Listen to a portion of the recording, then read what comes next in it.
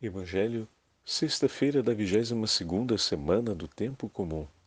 O Senhor esteja convosco, Ele está no meio de nós.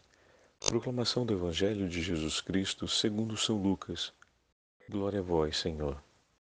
Naquele tempo, os fariseus e os mestres da lei disseram a Jesus: Os discípulos de João e também os discípulos dos fariseus jejuam com frequência e fazem orações, mas os teus discípulos comem e bebem.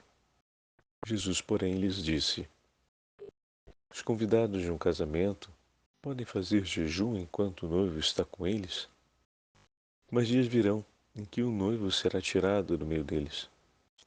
Então, naqueles dias, eles jejuarão. Jesus contou-lhes ainda uma parábola. Ninguém tira retalhos de roupa nova para fazer remendo em roupa velha, senão vai rasgar a roupa nova.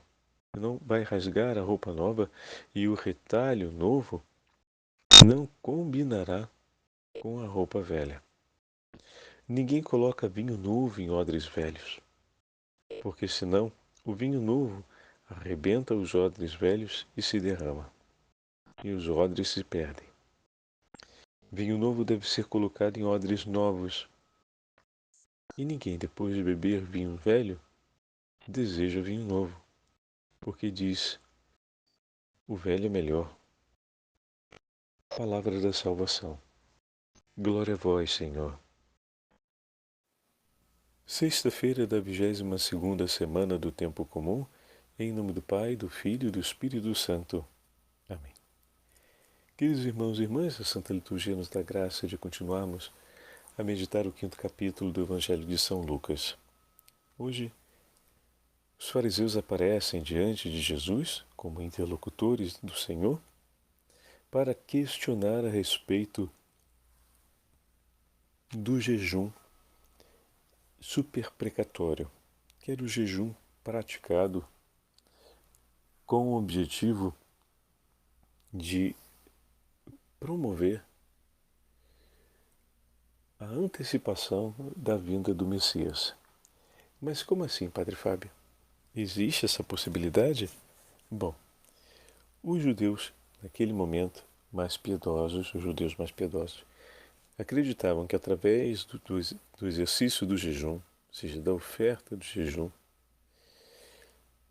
desse sacrifício penitencial, Deus se compadeceria do seu povo e anteciparia a vinda do Messias. Bom, o jejum é um exercício penitencial que nos une aos anseios de Deus, porque através da súplica que apresentamos nesse exercício de penitência, nos unimos, nós cristãos, hoje, a paixão de nosso Senhor Jesus Cristo em favor da salvação das almas. O povo judeu tinha o zelo pelas palavras que o Senhor entregou na lei e nos profetas, em favor da súplica pela conversão dos pecadores e a vinda do Messias. E dessa forma realizavam exercícios espirituais, e dentre eles o jejum, para demonstrar a comunhão com o Senhor e sua palavra e interceder para que a sua vinda acontecesse dessa forma, o tempo da graça e da glória de Deus se estabelecesse. Quando os fariseus apresentam essa pergunta a Jesus, podemos considerar que se trata de uma pergunta sobre a participação no compromisso com o reino dos céus. E eles usam como referência os discípulos de João, que também realizavam esse mesmo pio exercício espiritual. Então, Jesus naquele momento fala para eles a respeito da não necessidade, não do jejum, mas desse exercício de piedade, porque o Messias já está no meio de nós. É chegado o tempo em que o Senhor cumpriu a sua promessa. É chegado o tempo em que os homens devem acolher o cumprimento dessa promessa feita pelo Senhor e tomar parte na alegria dessa presença, unindo-se ao Messias. A imagem que Jesus usa é a da festa de casamento. É uma imagem que retrata de imediato que aquela prática não está de acordo com o momento, mas ao mesmo tempo, na festa de casamento, todos que ali estão unidos, estão em adesão, né, em aliança com o noivo e a felicidade daquela celebração. Então aquela prática não se adequa àquele momento, porque aquele momento supõe a comunhão com a alegria e a felicidade do noivo, pois ele está presente, então é necessário reconhecer que ele está presente e participar nessa alegria. Não é uma reprovação ao jejum, mas é um chamado a reconhecer o tempo em que Jerusalém foi visitada, como dizem os profetas. Depois, na sequência do texto, Jesus conta ainda outras duas parábolas. A parábola da roupa nova.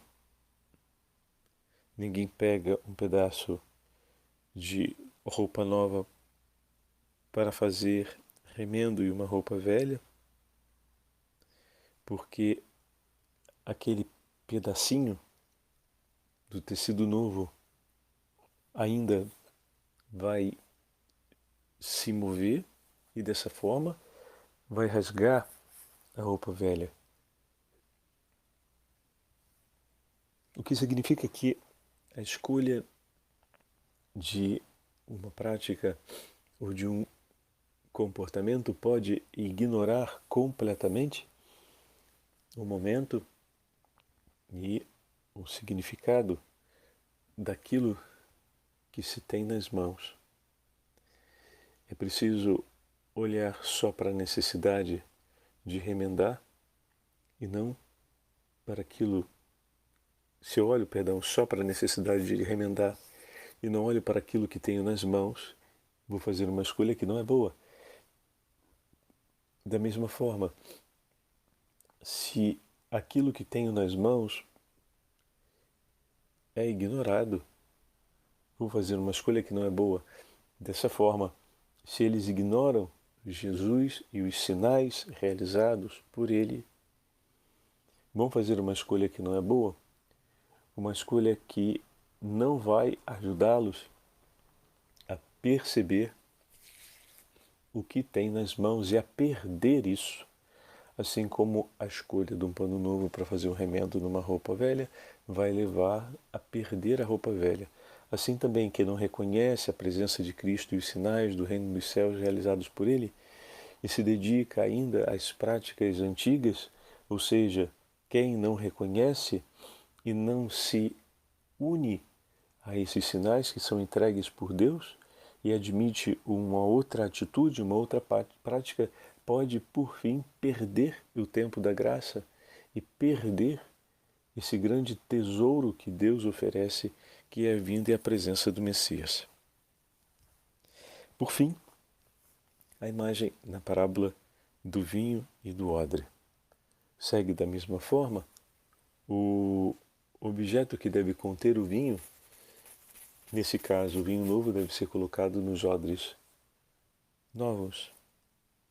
Porque se a gente substitui, colocando vinho novo em odres velhos, o vinho vai exigir do odre e o odre se perde, ele se arrebenta. E aí perde-se um e perde-se outro.